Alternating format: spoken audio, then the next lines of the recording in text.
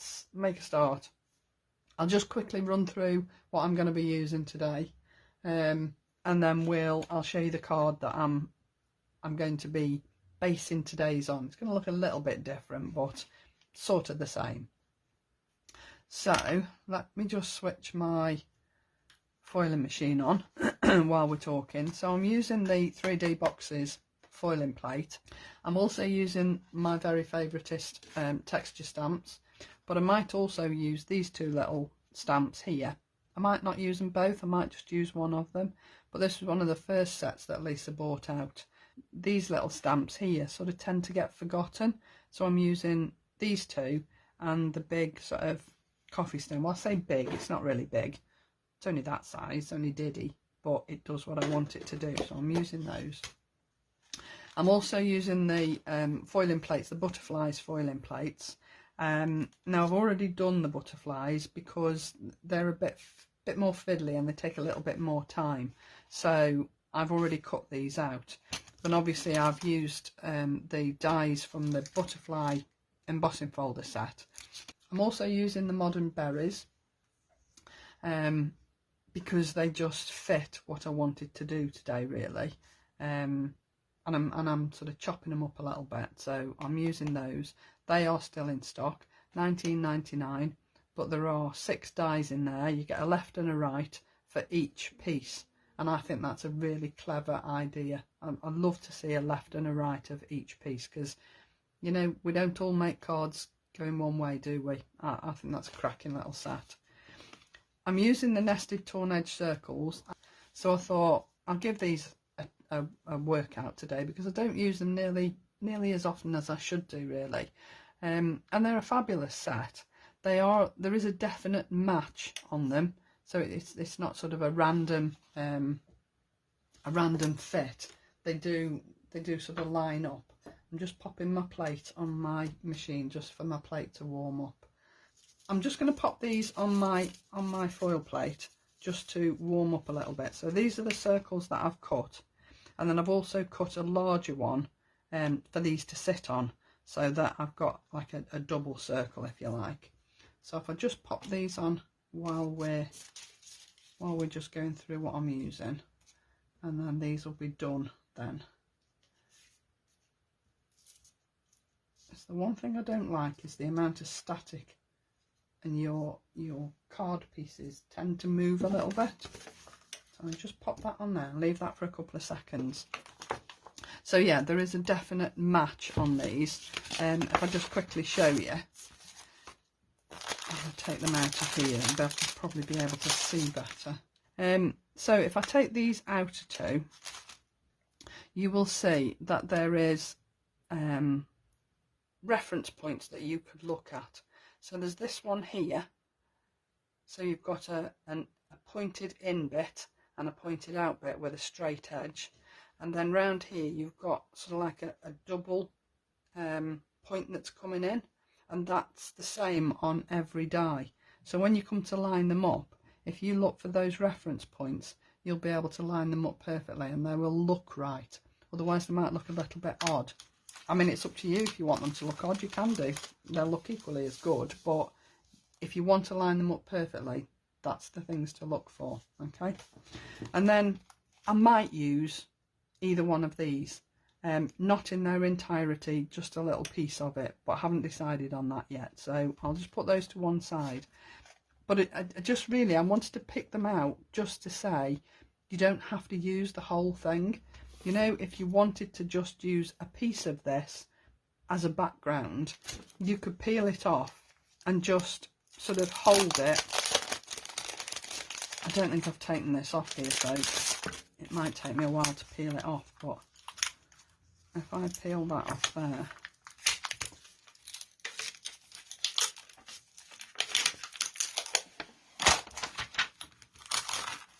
you could take this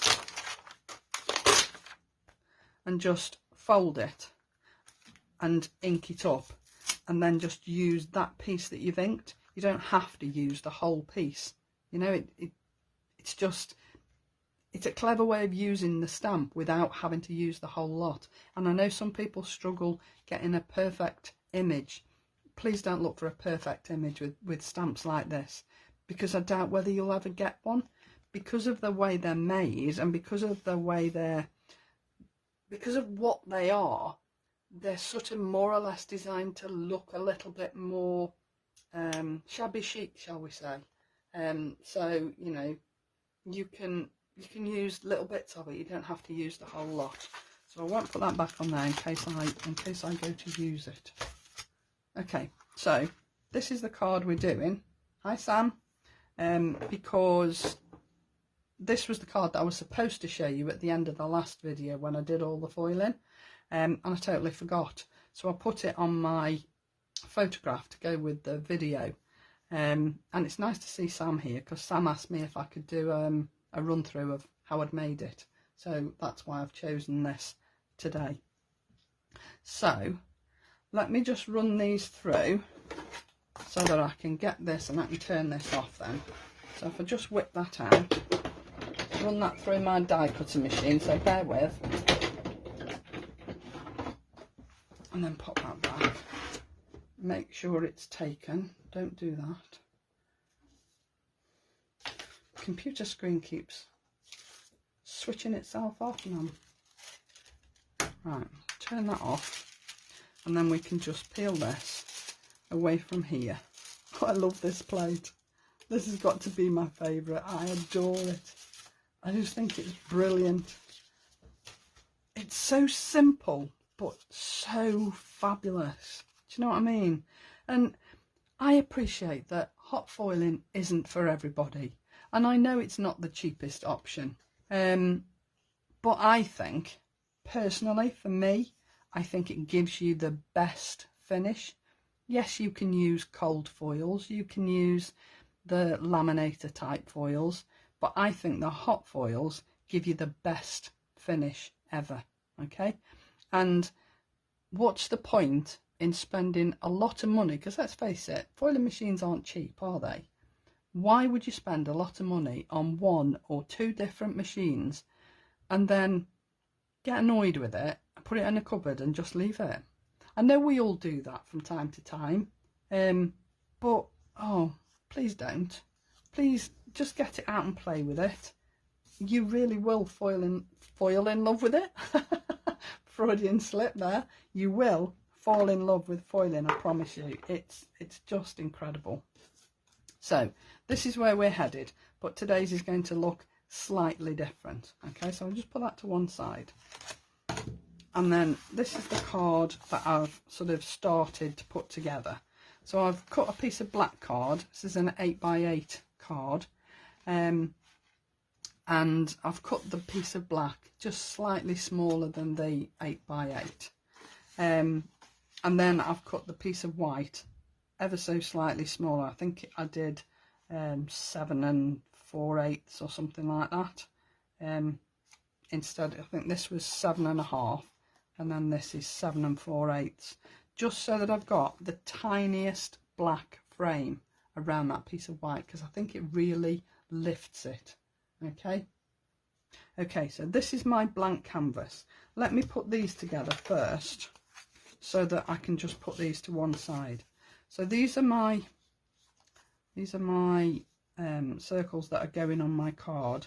Now I've just got to see if I can find, it's harder once you've cut them out, but you can do it. So if you see here, this little dip here is this little dip here, and this point here is this point here.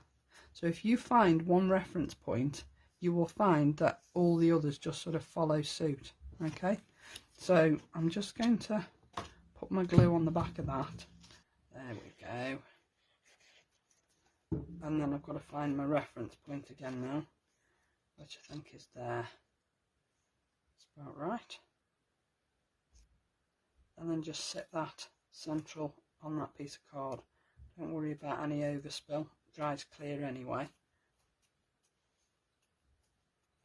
Okay, then I can put these to one side so that they're totally dry. So if I look for my little reference point on here,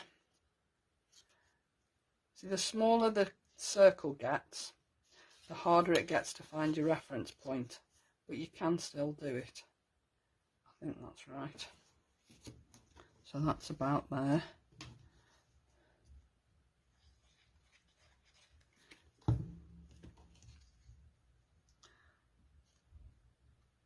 Once you've done one, you know what reference points you're looking for. Once you've sort of worked out where your reference points are that you can sort of focus on, then you'll know what you're doing, and you can do any size of circle. So let's just pop that on there, and then we can put these to one side while we do our inking and stamping and whatever. Okay, so those are those.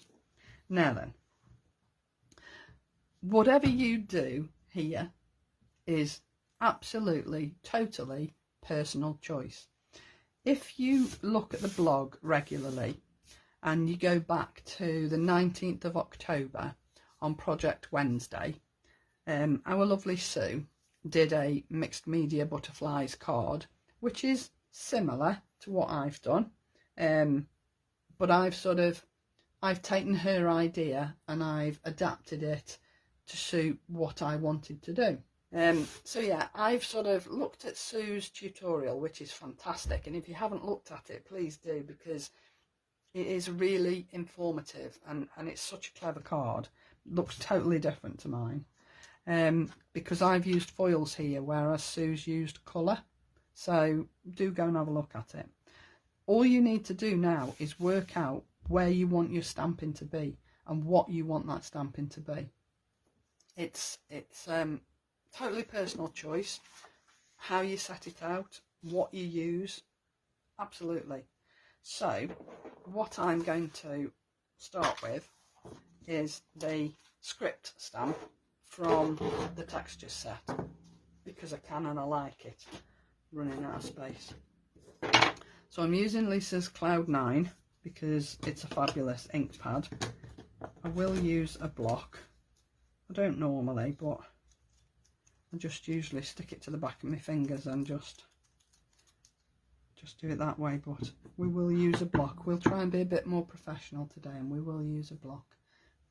Now, I know when Sue did hers, Sue put like a base sweep of colour on her card. I didn't want to do that because it's a bit too grungy for me. Okay, I like this effect, but I don't want it to be too grungy, if you get me. So I'm just randomly stamping. I don't mind whether it's a perfect stamped image. It doesn't have to be. I'm really not worried. So I'm just going to put that down there, and then I'm going to put another one down here, but slightly off from that one. And I might add another little one in here. Don't know yet. Shall we, shan't we? Let's. Okay, so let's use a better card because I don't want it all the way across. I only want it there. Let's put that there. Now remember, this is going on to a black surround, so you know it won't matter if you've gone off the edge of the card, is what I'm trying to say. It's just, it looks how it looks, and then it's just a case of filling in your gaps really with whatever you like. Now you all know I love this set, and this is my favouriteest. It's this stamp, this little splat stamp. I think is fabulous. I'm just randomly putting this down all over. I'm not really planning it. I don't mind where it goes. Shall I have another one? Let's just go that one there, and perhaps a little one down the bottom. So you see, it's a bit sort of random. In fact, it's very random because you're just making it up as you go along.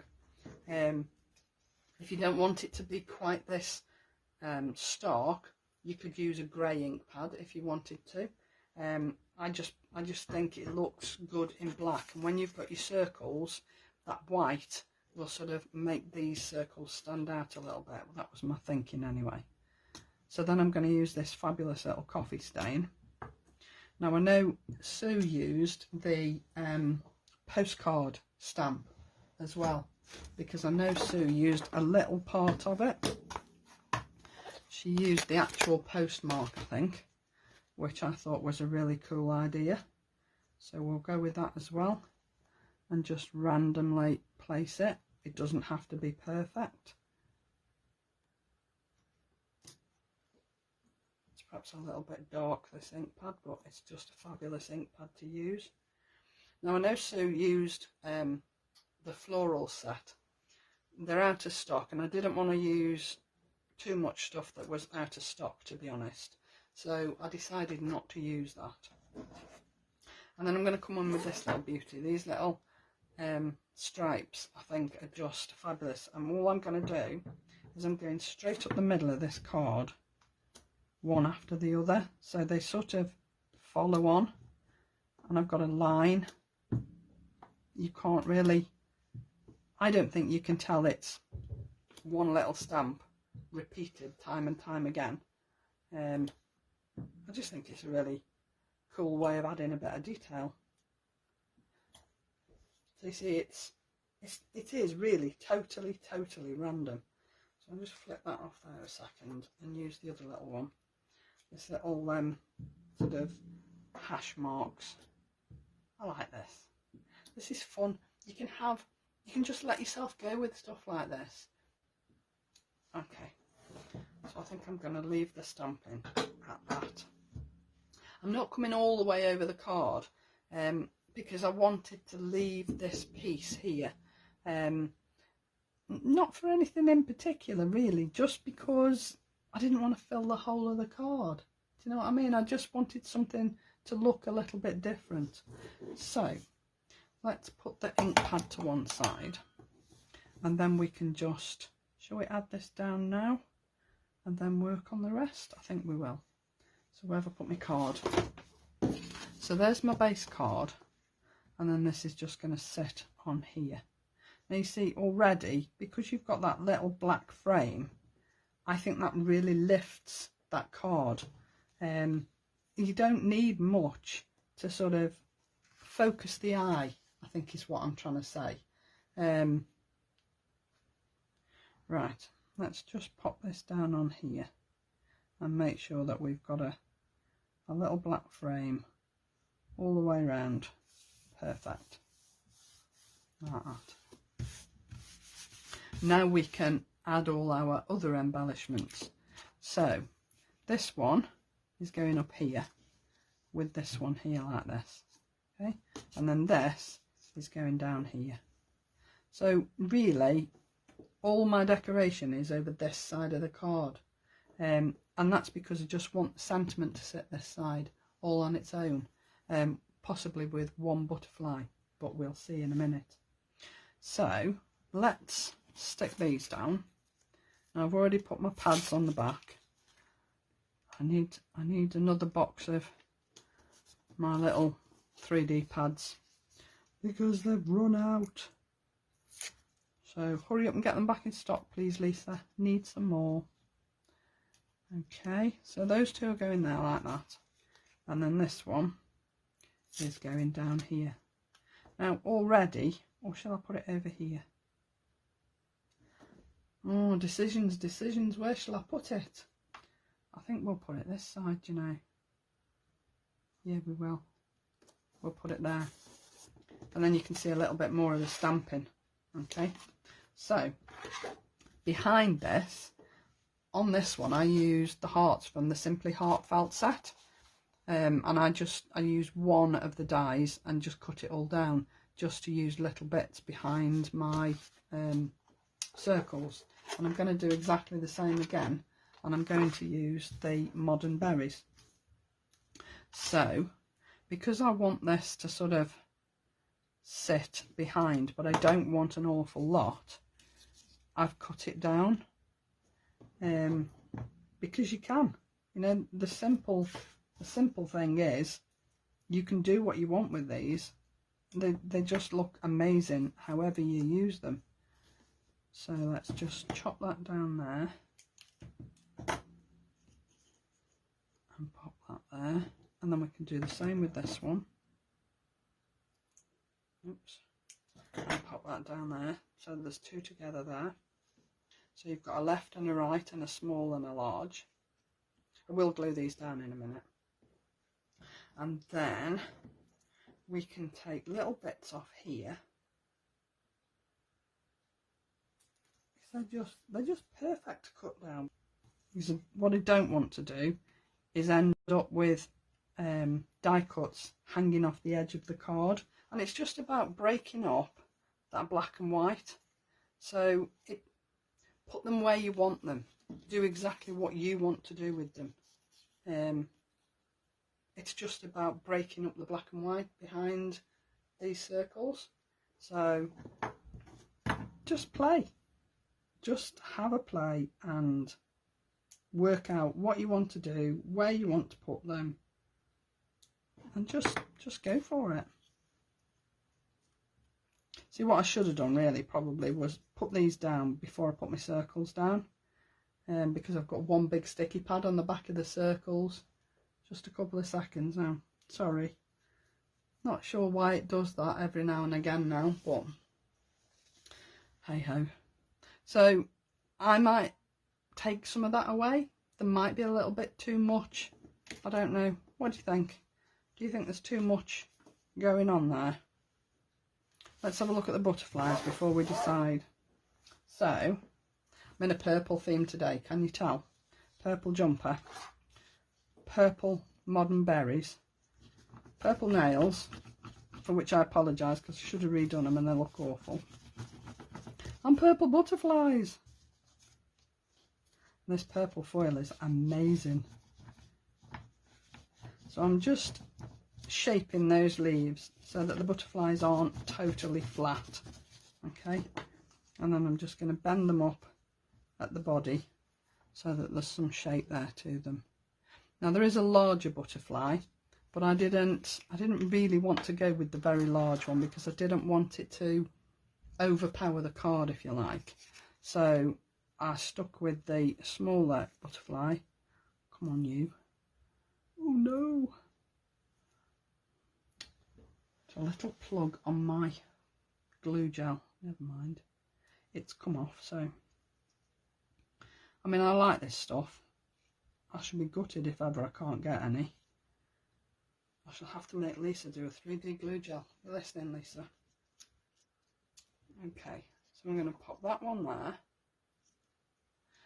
And then I've done two the same. These two are the same butterfly, and I just cut out and foiled twice because I wanted the same type of butterfly on the card, because there are two different distinct types on the foil plates. The other ones have got sort of more pointed wings, but I really wanted the rounder, softer wings. So this one is going this way, and you'll notice I've positioned them so that they're looking in opposite directions. So I've got a choice with sentiments.